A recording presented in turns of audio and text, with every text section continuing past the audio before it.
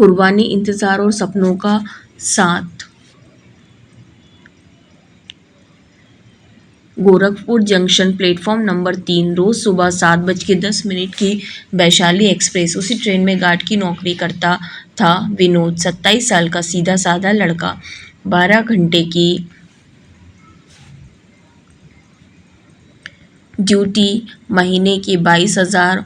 और उसी ट्रेन में रोज सफ़र करती थी कविता, गांव की सबसे पढ़ी लिखी लड़की। लखनऊ यूनिवर्सिटी से एमए हिंदी।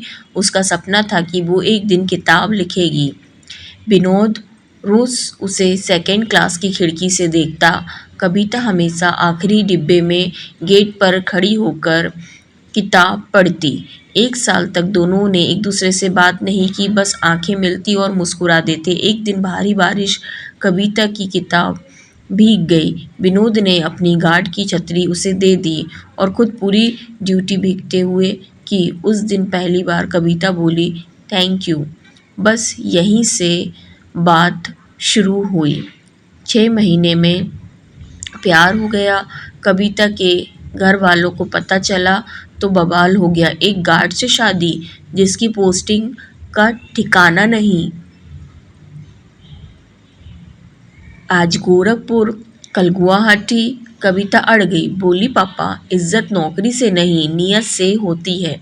विनोद मुझे समझता है। शादी हो गई, एक कमरे का किराए का घर। कविता ने लिखना शुरू किया। विनोद की नाइट ड्यूटी होती तो वो सुबह 4 बजे उठकर कविता के लिए चाय बनाता, फिर सोने के लिए उसकी लिखी हुई कहानी सुनता। कहता, एक दिन तेरी किताब छपेगी कविता, और मैं पूरी ट्रेन में बांटूंगा। कविता हंसती, पागल, गार्ड होकर किताब बांटोगे?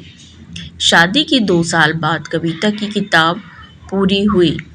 अधूरे ख्वाब। पब्लिशर के पास गई। पब्लिशर ने कहा, कहानी अच्छी है पर 50,000 लगेंगे छपाई में। 50,000? विनोद की 2 महीने की सैलरी। घर में टूटा पंखा, सिलेंडर उधार पर। कविता ने मना कर दिया, रहने दो विनोद, अपने सपने के लिए तुम्हें तकलीफ नहीं दूंगी। पर विनोद ने ठान लिया। उसने दिन में गार्ड की नौकरी, रात में स्टेशन पर कुली का काम शुरू कर दिया। पीठ पर सूटकेस उठाता, लोग ताना मारते, गार्ड साहब कुली बन गए। विनोद हंस देता, मेरी घरवाली लेखिका है। उसके सपने उठाने के लिए अगर मुझे बोझ उठाना पड़े तो ये मजदूरी नहीं, मेरा फर्ज है। 8 महीने में 50,000 जोड़ लिए। एक भी रुपया कविता को नहीं बताया। एक दिन कविता को सरप्राइज दिया। 500 किताबों का गत्ता। पहला पन्ना खोला तो लिखा था, लेखिका कविता विनोद शर्मा, प्रकाशक तुम्हारा पति विनोद। कविता फूट फूट कर रो पड़ी, तुमने इतने पैसे कहाँ से लाए? विनोद ने बस इतना कहा, तेरी किताब में लिखा था ना, प्यार वो है जो बिना कहे समझ जाए। मैंने भी तेरा बिना कहे समझ लिया। किताब चल निकली।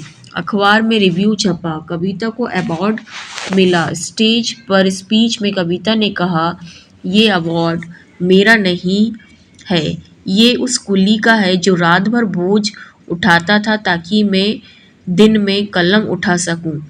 पर कहानी यहाँ खत्म नहीं हुई। अवार्ड के 1 महीने बाद विनोद का ट्रांसफ़र निकल आया, जम्मू बॉर्डर एरिया। 15 दिन घर, 15 दिन ड्यूटी। कविता अब लखनऊ शिफ्ट हो चुकी थी लेखन के लिए। लॉन्ग डिस्टेंस शुरू हो गया। फ़ोन पर बात होती, धीरे धीरे बात कम होने लगी। कविता लिटरेली फेस्ट में बिजी, विनोद बर्फ में ट्रेन गार्ड करता। 2 साल बीत गए, मिलना साल में 1-2 बार। एक दिन कविता के पास एक बड़ा पब्लिशिंग हाउस का ऑफर आया, 10 लाख एडवांस। शर्त थी कि उसे 6 महीने के लिए दिल्ली शिफ्ट होना पड़ेगा। कविता ने हाँ कर दी। विनोद को फ़ोन किया। विनोद ने बस इतना पूछा, खुश हो? कविता बोली, हाँ, पर तुम? विनोद 10 सेकंड चुप रहा, फिर बोला, तू खुश है ना? मैं भी खुश हूँ।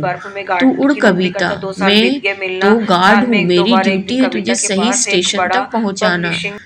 6 महीने बाद कविता की दूसरी किताब लॉन्च हुई, स्टेशन वाली लव स्टोरी। पूरी मीडिया थी।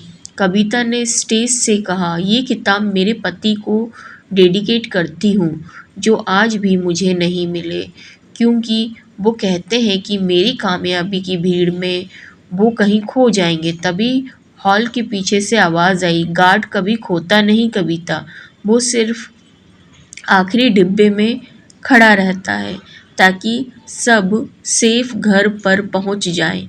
कविता ने मुड़कर देखा, गेट पर विनोद खड़ा था, वही पुरानी वर्दी, हाथ में गुलाब का फूल, 2 साल बाद मिले थे।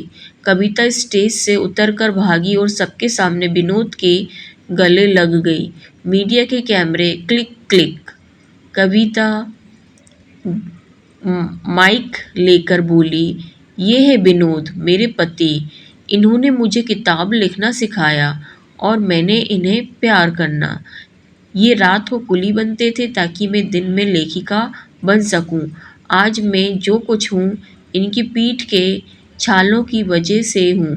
आज कविता की 4 किताबें आ चुकी हैं, पर वो आज भी हर किताब के पहले पन्ने पर लिखती है, प्रकाशक तुम्हारा पति विनोद।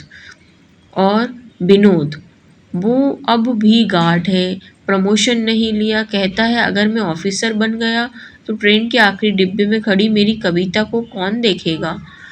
हर रविवार वो गोरखपुर जंक्शन जाता, प्लेटफॉर्म नंबर 3 पर 7:10 की वैशाली एक्सप्रेस अब भी आती है। वो आखिरी डिब्बे के गेट पर खड़ा हो जाता है। नई लड़कियां किताब पढ़ती हैं, स्टेशन वाली लव स्टोरी। विनोद उन्हें देखकर मुस्कुरा देता है, क्योंकि उसे पता है हर लव स्टोरी को एक गार्ड चाहिए होता है, जो बिना टिकट भी साथ निभाए। तो दोस्तों, प्यार का मतलब ये नहीं कि आपस में चिपके रहो। प्यार का मतलब है कि जब आपका पार्टनर उड़ना चाहे तो आप उसके पंख बन जाओ, भले ही खुद ज़मीन पर रहना पड़े, क्योंकि असली हीरो वो नहीं जो महल बनाता है, असली हीरो वो है जो बीबी के सपने के लिए कुली बन जाए।